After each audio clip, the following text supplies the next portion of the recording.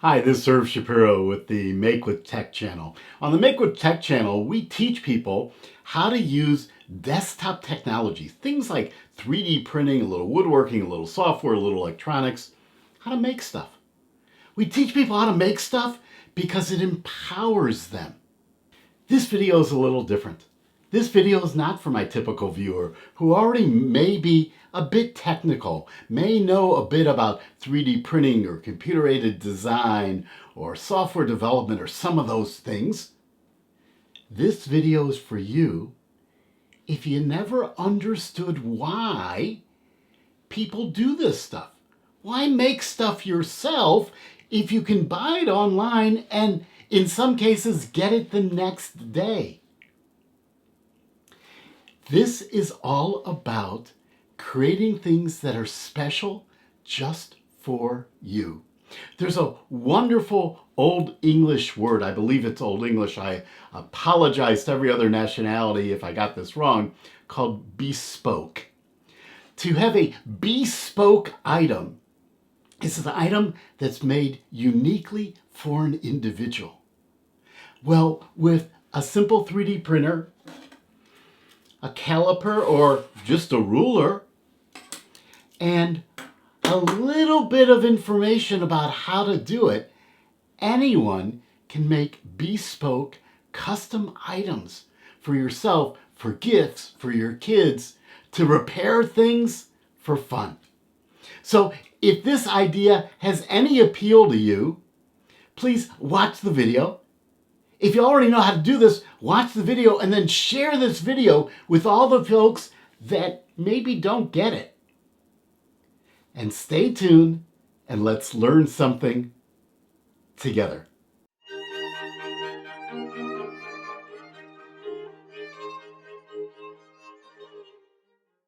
So my challenge was very simple. I have this nice little tablet. This could be a Amazon Fire tablet for $100. This happens to be a Lenovo tablet that I don't know was about 200 and some bucks. I actually use this with my exercise cycle.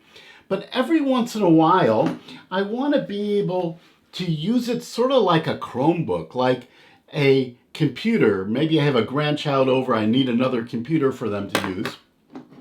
And you know, I can buy a case for this and it can sit at different angles, but I wanted to really use it more or less like a laptop.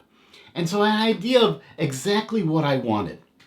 So I decided I'm going to make my own stand for this, and so I can set it up on just the way I want, and I'd have it in a few hours and it'd be fun and interesting, and that's what I'm going to teach you about today.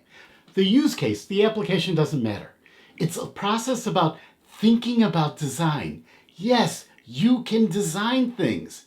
You have all the skills you need. I'm going to show you how to click around on a computer a little bit, but it's really very simple. So the first tool we're going to use is a ruler, or potentially, if you're doing something a little more complicated, a caliper. This is my favorite caliper. Calipers are used for measuring small things.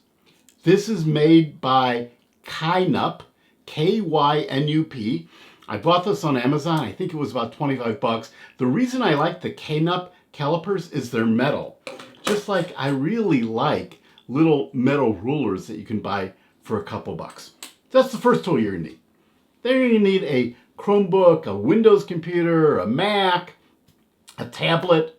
Any of those will do, because we're going to use it to design a simple stand that looks like this, that will turn my tablet into a little mini sort of laptop or computer.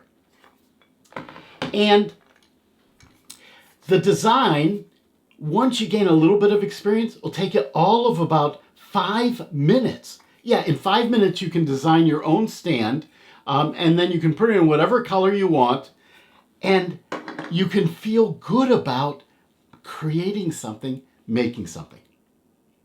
So to design this, we need a computer-aided design program. Now that sounds intimidating, and the one I really like using is called FreeCAD, and I could design this even quicker in FreeCAD.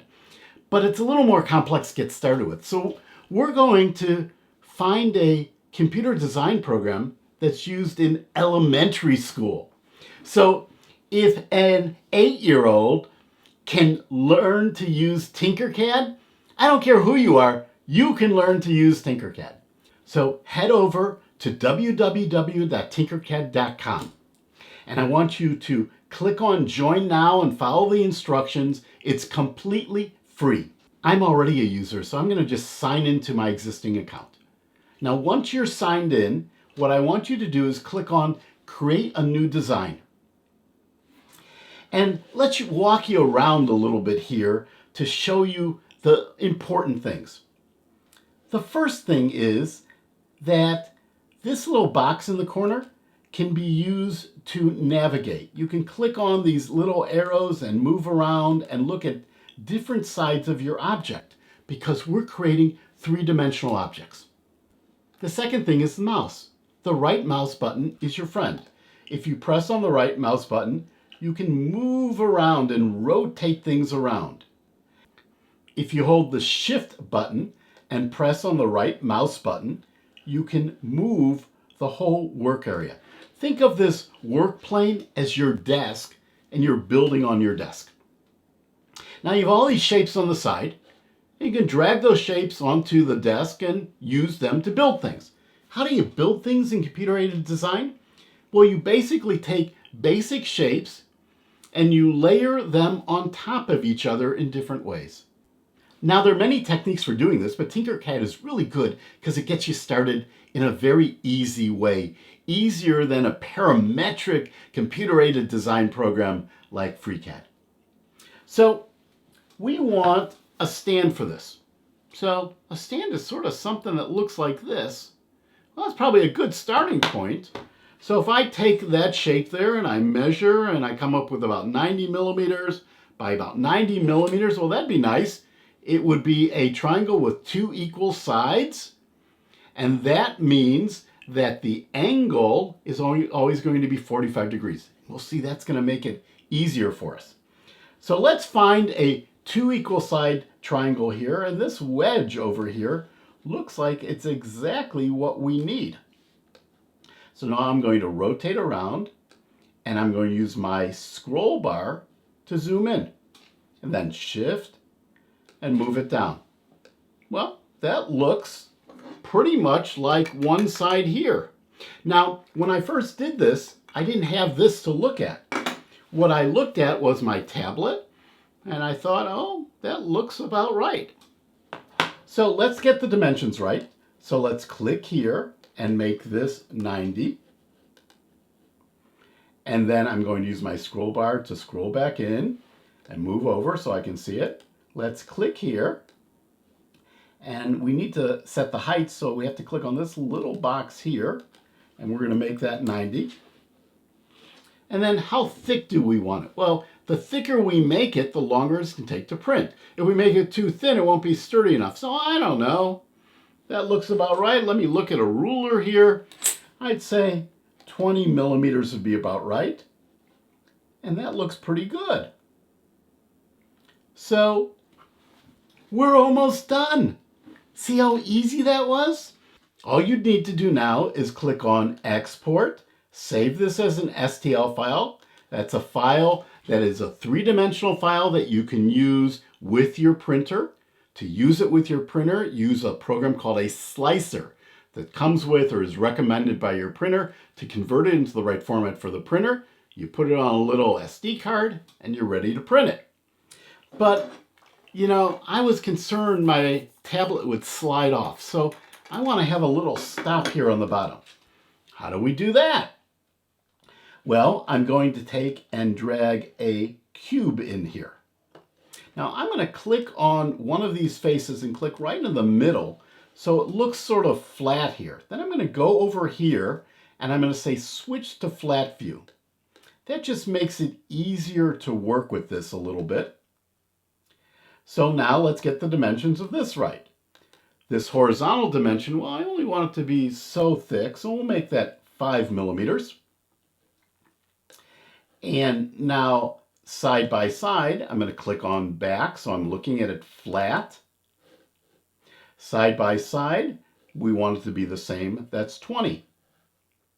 Now, if we look at this though, if I move that over, it's sort of going to be funny. I want it to be so it looks like this.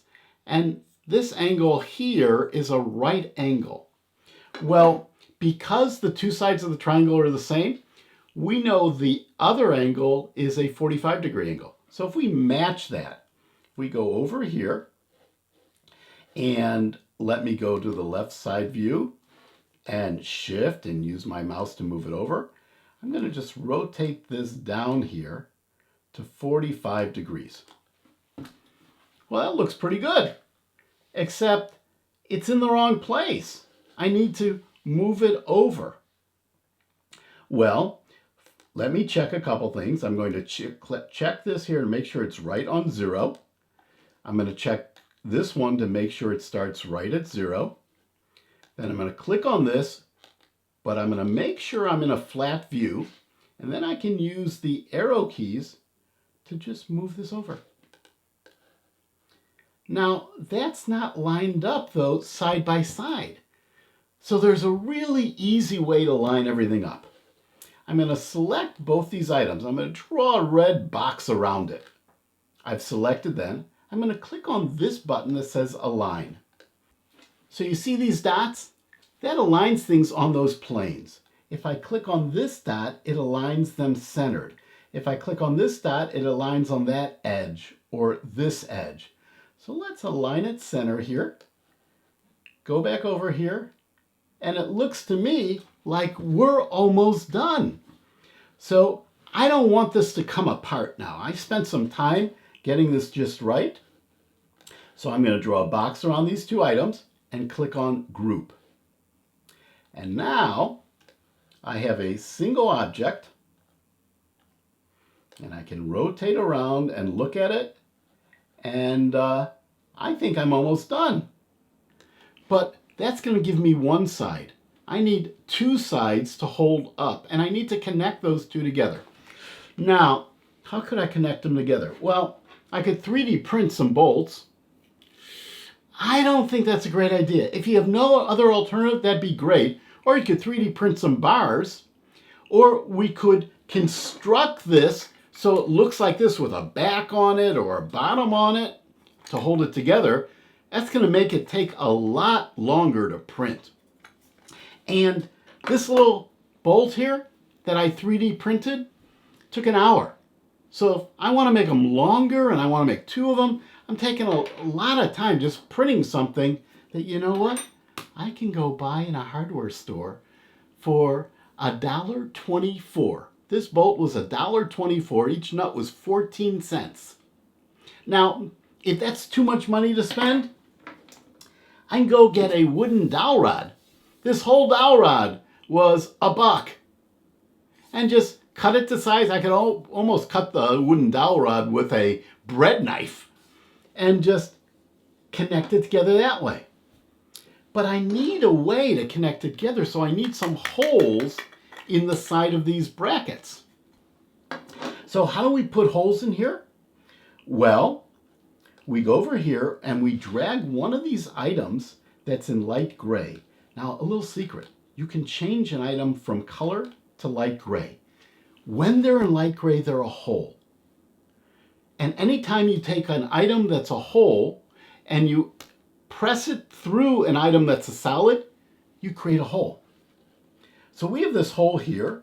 Let's start by making it the right size. So I'm going to move it over here so we can see it, so we work with it. And I used my caliper to measure this bolt. It was about 9 millimeters, so we're going to make the holes a little bigger. So let's make the holes 10 millimeters here. And we're going to make it really big because we're going to use it to cut through another object. And therefore, we don't really care if it's going beyond the item. But now, this would make a hole this way. We want a hole this way. So if we look at it this way, what do we have to do? We have to rotate it horizontally to 90 degrees, and then we could push it over. Now let's click on one of the side planes so we're working flat. And when we're working flat, we can pull that right over here. And now we have a hole going through our object. Well, that's perfect. Except I really want two of them. So I'm going to take this item here. I'm going to hit Control or Command D. And now I'm going to shift the second one because they're now two on top of each other up a little higher. Let me rotate back around.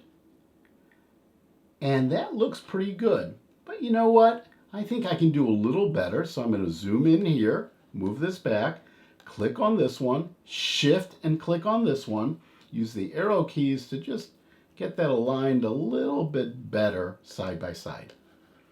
Okay, that looks good. To create the hole, you select everything and you group it together. Now, we're ready to 3D print this. So many of you know all about this. This is going to be a really quick introduction. So folks brand new to this stuff will have some idea of how you do this. I'm going to export this, but before I do that, let's give this a name. Let's call this tablet stand. I'm going to export it as an STL file.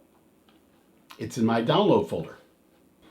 Now, in order to actually send it to a 3D printer, we need to convert it from a three-dimensional object into a set of layers, because if you ever watch the 3D printer, it prints layer by layer. So to do that, I'm going to use a program called a slicer. It slices it into layers. The slicer I'm going to use is Cura, which is probably the most common one that comes with the widest number of different machines. You can see I was recently printing on a Mingda Magic X 3D printer, a really nice beginner 3D printer. So I'm going to find my object. I'm going to go over to Downloads, Tablet Stand, and there we go. Now I could print it this way, but the more surface you have on the print bed, and this is the print bed, the more reliable your prints tend to be. So let me select this here, go over here to rotate, and say select face to align to the print bed, and select this one. There we go. Click on slice, and we are all ready now to print our item. How's it going to print? Well, it's going to print just like this. And you can actually see how this would print.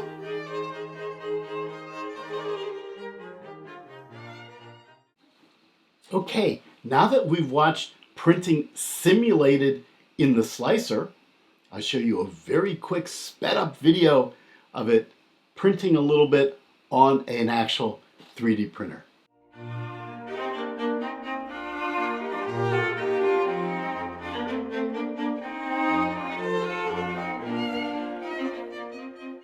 Folks, I hope you learned something today. More importantly, I hope this opened up possibilities for you. You thought about the things you can do by making things, for the joy of making things. Please share this video with everyone you know who you think might enjoy making things, because my goal on the MakeWithTech channel is to help people learn how to use this technology to make it easier for people to use it to make things for the joy of creating. Thanks so much. If you enjoyed this, subscribe to the channel, click on the bell and you'll be notified about future videos. If you want to discuss this video, if you want to share pictures of things you made, go to forum.makewithtech.com. Thanks again, and let's continue to learn things together.